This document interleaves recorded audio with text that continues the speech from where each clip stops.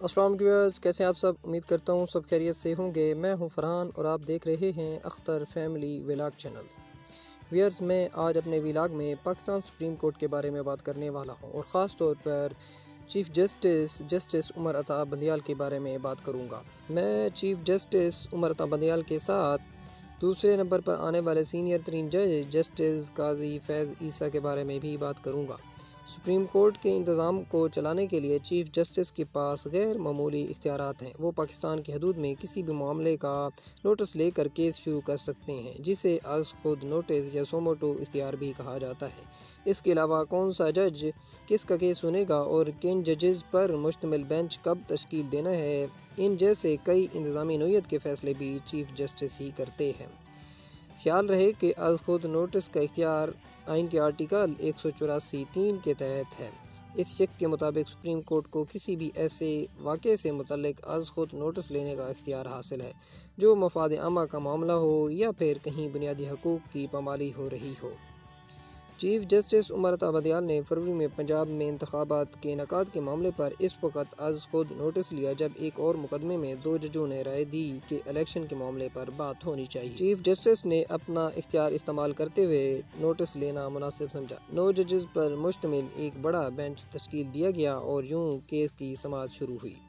تاہم وفاق میں حکمران اتحاد کی جماعت پاکستان مسلم لیگ نواز نے اس بینچ میں شامل 2 ججوں پر اظہار عدم اعتماد کیا، جس کے بعد ان دونوں ججوں یعنی جسٹس اعجاز الاحسن اور جسٹس مظاہر اکبر لکھوی کو بینچ سے علیحدہ ہونا پڑا، جس کے بعد یہ 9 رکنی بینچ ٹوٹ کر 7 رکنی بینچ ہو گیا۔ مگر اس کے بعد ہونے والی سماعت میں 7 میں سے مزید 2 ججوں جسٹس اطہر من اللہ اور جسٹس یحییٰ آفریدی نے یہ کہہ کر خود کو بینچ سے علیحدہ کر دیا اور یہ کہ چیف جسٹس کے سوموٹو نوٹس لینے کے اختیارات کو ریگولیٹ کرنے کی ضرورت، مگر چیف جسٹس نے سماعت جاری رکھنے کا فیصلہ کیا اور یوں ابتدا میں 9 ججز کا بینچ اب 5 ممبرز کے ساتھ سماعت کر رہا ہے۔ اس بینچ نے 1 مارچ کو اکثریتی فیصلے 3-2 کی بنیاد پر الیکشن کمیشن کو حکم دیا کہ وہ انتخابات کا شیڈول جاری کرے۔ اس فیصلے کے بعد پنجاب میں انتخابات 30 اپریل کو ہونا قرار پائے، مگر اس 5 رکنی بینچ کے بھی 2 ججز جسٹس جمال مندوخیل اور جسٹس منصور علی شاہ نے اس فیصلے سے اختلاف کیا۔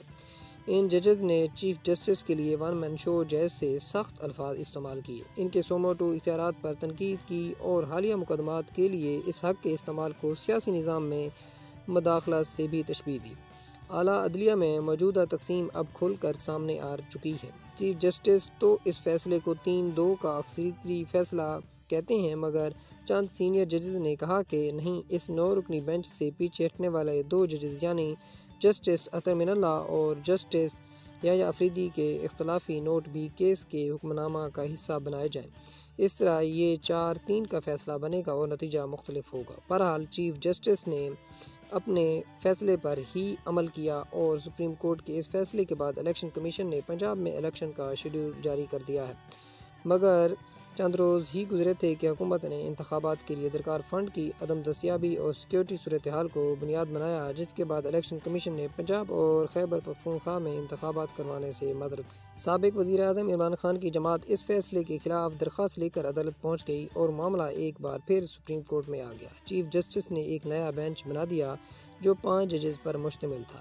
اس کی سماعت شروع ہوئی تو چیف جسٹس کے بعد سپریم کورٹ کے سینئر ترین جج جسٹس قاضی فیض عیسیٰ نے ایک اور کیس کی سماعت کے بعد فیصلہ دیا، جس میں انہوں نے کہا کہ جب تک چیف جسٹس کے سوموٹو اختیار سے متعلق رولز واضح نہیں ہو جاتے تب تک تمام سوموٹو کیسز پر سماعت روک دی جائے۔ ان کے اس فیصلے میں شامل دوسرے جج جسٹس امین الدین تھے۔ وہ اس نئے 5 رکنی بینچ کا بھی حصہ تھے جس نے اب الیکشن کمیشن کے انتخابات نہ کرانے کی مذمت کی تھی۔ کیس کی اگلی سماعت کے دوران انہوں نے بینچ کا حصہ بننے سے معذرت کر لی۔ اگلی صبح سماعت شروع ہوئی تو پتہ چلا کہ بینچ پھر ٹوٹ گیا ہے اور اب کی بار ایک اور جج یعنی جسٹس جمال مندوخیل چیف جسٹس کے بینچ بنانے اور سوموٹو اختیار پر اختلاف کرتے ہوئے بینچ سے الگ ہو گئے ہیں۔ مگر چیف جسٹس نے 3 رکنی بینچ کے ساتھ ہی سماعت جاری رکھنے کا فیصلہ کیا۔ اس 3 رکنی بینچ نے متفقہ طور پر الیکشن کمیشن کا انتخابات ملتوی کرنے کا فیصلہ کالعدم قرار دے دیا اور پنجاب میں 14 مئی کو الیکشن کروانے کا حکم دے دیا۔ جس روز یہ فیصلہ سامنے آیا اسی روز چیف جسٹس نے ایک اور بینچ بنایا۔ 6 ممبرز کے اس بینچ نے جسٹس قاضی فیض عیسیٰ کا سو موٹو اختیارات کے قواعد سے متعلق فیصلہ بھی خارج کر دیا۔